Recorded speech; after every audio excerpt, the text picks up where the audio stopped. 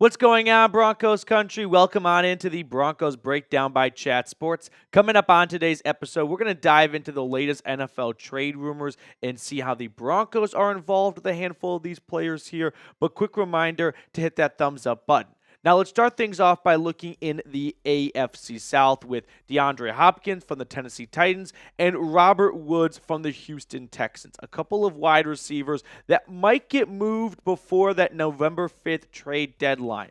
We'll start by looking at Hopkins, of course, who is a little bit more notable of the two. 5-time Pro Bowler, 3-time All-Pro. Now, whenever we look at trading for a player, we have to look at their base salary when it comes to the contract. He's got an $8.2 million base salary. So what that means is you're going to take 8.2, you are going to divide it by 18. That's how many weeks there are in the NFL. That's how many checks he gets in the season. And every single week that passes, any team wanting to trade for DeAndre Hopkins is off the hook for one less week. So every week that goes by, Hopkins becomes a little bit cheaper because the Titans will have paid one more week of his base salary out to him.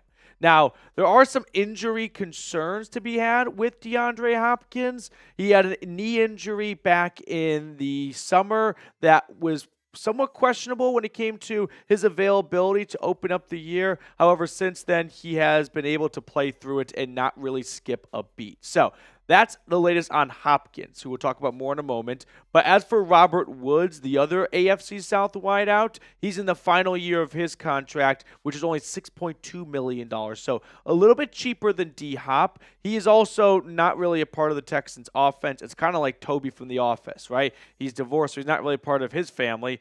Robert Woods is 9th in targets for Houston, so he's not really a part of the Texans family. 32 years old. They've got a lot of really good young players. Nico Collins, Tank Dell, Xavier Hutchinson. They just traded for Stephon Diggs earlier this year, so there's just not really a role for Woods right now, which could lead to him getting dealt elsewhere where there could be a bigger role for him in mind. Neither player has really lit it up so far. Hopkins has only played 4 games early bye for Tennessee, but still 121 yards, 1 touchdown. I think you can attribute a good chunk of that to really sloppy quarterback play, though, from the Titans. But Denver's wide receiver room, I think to an outsider, looks like it could use another receiver, right?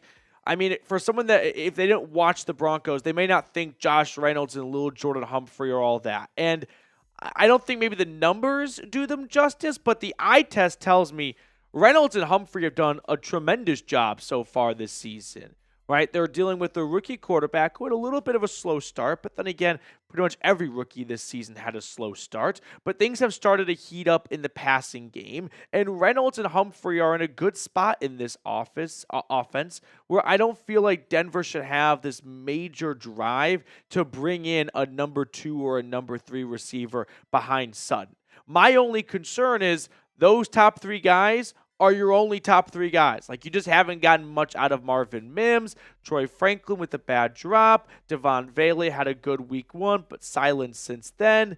If something were to happen to Sutton, Humphrey, or Reynolds, who, by the way, the latter is dealing with ongoing Achilles injuries and a finger injury, then we can look at trading for a receiver. But as things stand right now, I don't think Denver should feel the need to give up a draft pick for a wide receiver and bring him to an offense where it's not really a tremendously pass-happy offense. It's not like Denver is constantly running 3 wide receiver sets, so they need to have a good rotation going at that position. So I'll turn it over to you. The pinned comment for today's episode: should the Broncos trade for a wide receiver? Scroll on down, give me a yes or give me a no. If this group stays healthy going into the trade deadline, I'm perfectly fine with passing. However, I can understand the argument of you want to give your rookie quarterback some more weapons to work with so he can continue to develop. But I think right now he's doing just a fine job with Humphrey and Reynolds and Sutton as his top guys. So beyond Hopkins and Woods, there are 2 Broncos players that could get moved. Pair of quarterbacks, Zach Wilson and Jarrett Stidham. I came across an ESPN article that highlighted these 2 guys specifically, which I want to share with you guys in a moment. But first, a quick shout out to our sponsor today, Game Time. If you want to go see a Broncos game, an Avs game, a Nuggets game, visit Game Time, because with Game Time picks, they'll filter out the fluff to show you only incredible deals on great seats, so you don't have to waste time searching through thousands of tickets. One thing I really like about Game Time is they have this all-in pricing option. So if you toggle that from the start, you know what you're paying out the door, and you don't get hit with a bunch of surprise fees at the end. So download the Game Time app today and redeem code CHATSPORTS for $20 off your first purchase. Use Game Time to take the guesswork out of buying tickets. Terms apply, but again, create an account and redeem code CHAT Sports for $20 off. I put all that information in the comments and description of today's video. Download Game Time today. What time is it? Game time. So here's that ESPN article I referenced a moment ago. Jeremy Fowler, when talking about what quarterback he could see getting traded, said, "I'll go with Zach Wilson or Jarrett Stidham out of Denver. The Broncos have a surplus at the position with the luxury of maintaining a quality backup whether it trades a passer or not. Wilson seems to be the logical candidate because he's number 3 on the depth chart. Coach Sean Payton has been excited to work with Wilson since acquiring the 25-year-old passer in April." I'm in no real rush to trade one of these two quarterbacks. I understand that you've got two backups that could be potential starters elsewhere, but you're on a 3-game winning streak. You've got a rookie quarterback who I think benefits from having two guys with combined nearly 40 starts. Like, that's not all that common. Sure, you've got some of that elsewhere in the league with like Joe Flacco, for example, but I understand that it's tough for us to see the impact a backup quarterback makes because all we see is them holding the clipboard on Sunday. But Monday to Saturday, there is a good role for the backup in those quarterback meetings, in watching film. I mean, two guys that have a lot of NFL experience and have learned how to dissect defenses every single week. And I think, and I'm willing to bet, that they do a really good job of helping Bo Nix get prepared every single Sunday. And sure, you may not notice it if they were to go, but there's probably going to be a little bit of an impact of not having one of those two guys there to help a rookie quarterback out so early in his career.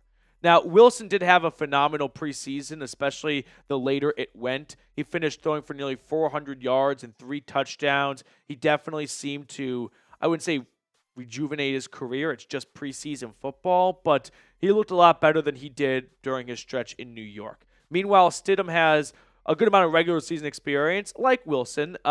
He has 16 games, a couple of starts over the last few years, 1,400 yards, 8 touchdowns, and 8 interceptions. So, a couple of backups that, sure, maybe have a better chance of starting elsewhere or have an actual chance of starting elsewhere, but it's also important to factor in the base salaries like we did for for Hopkins and for Woods. Wilson, very cheap, $1 million. So take $1 million, divide it by 18, and any team acquiring him at this point is only due for the remaining game checks. Meanwhile, Jarrett Stidham, 4 times as expensive. So if a team wants to get one of these two backups, they may like Stidham a little bit more, but if they like him so much more, they're willing to pay 4 times more. Maybe, maybe not, depending on your owner. Now, at this moment, there are not really a lot of teams looking to trade for a quarterback. The Raiders come to mind because they've already benched Gardner Minshew, and if Aiden O'Connell doesn't work out, maybe they want to make a move for someone like Russell Wilson, but I don't see the Broncos and Raiders making a quarterback trade. The Dolphins, if something were to go wrong with Tua as he makes his return shortly from injured reserve, and they don't like Skylar Thompson or Tyler Huntley, maybe they give Denver a call, but that's really contingent on there being a setback with Tua and his concussion recovery. The Saints, if they get worse news on Derek Carr and they don't expect him anytime soon, and Spencer Rattler doesn't give him a whole lot as he's in line to make a couple of starts while Carr is out, that could make some sense, but these two are really contingency based on the quarterback not getting healthy. And the Raiders is a long shot being in the AFC West. What's most likely going to happen is the Broncos are not going to be aggressive in trying to trade one of these two quarterbacks, and they're probably going to be in sit back, wait and see mode. If another team has a quarterback go down and they really want someone from the outside to come in and hold down the fort for 4 to 6 weeks, okay, we can have that conversation then. But as things stand right now, I don't see a team going to be really aggressive in trying to trade for either one of these quarterbacks because there's really no team that's in dire need of a quarterback at this moment other than the Raiders, which I just don't see happening. Moving on to our fifth and final trade rumor, tight end from the New England Patriots, Austin Hooper, which, by the way, can we just take 30 seconds to talk about the FX show with Aaron Hernandez and Gronk? And it is one of my favorite shows that I've never actually seen. I have not watched a single episode, but I'm in love with this show. So if you have watched it, please get in the comments and give me a review. But let's talk about an actual tight end on the Patriots right now and not what's going to be an Oscar-worthy performance out of either Gronk or Belichick or Hernandez in that show. Austin Hooper, a real-life tight end for the Patriots. So a CBS Sports article came out with a handful of trade ideas, and one of them was Hooper to the Broncos from New England. Now, if you're wondering where this name reminds you of, he's got some decent NFL trivia to him. He was a two-time Pro Bowler for the Atlanta Falcons. Then he went and signed with the Browns, got a decent payday. He was a complete bust. And since then, he's kind of hopped around from Tennessee to Las Vegas to New England. And he's their number 2 tight end behind Hunter Henry, who leads the Patriots in receiving altogether. So I could see why the Broncos might be interested in acquiring a tight end.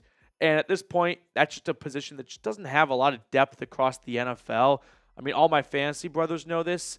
There's just not a lot of great tight ends, it feels like, at this moment in the league. So when you have one, you're not going to give it up very easily. So I don't think Hooper coming in here is going to dramatically change things. But his 77 yards might not look impressive. Guys, I think someone do the math for me. Is that more than the 4 tight ends combined for the Broncos? Rough napkin math, 28, 32, 4. It kind of looks like that might be more than if you combine all the yardage for the Broncos. So if Denver feels like they are truly at least a little bit of a better tight end away from making a real push for the playoffs this year, and Hooper's probably going to cost you a day 3 pick swap, right? It's Austin Hooper and a 7th for a Denver 6th-round draft pick, kind of like Albert O when he went to the Eagles right before roster cutdown day. Maybe Sean and George Payton pulled the trigger on that trade. So of the 5 trades we looked at today, which one are you most compelled to do? Like, DeAndre Hopkins definitely has the biggest notoriety to himself.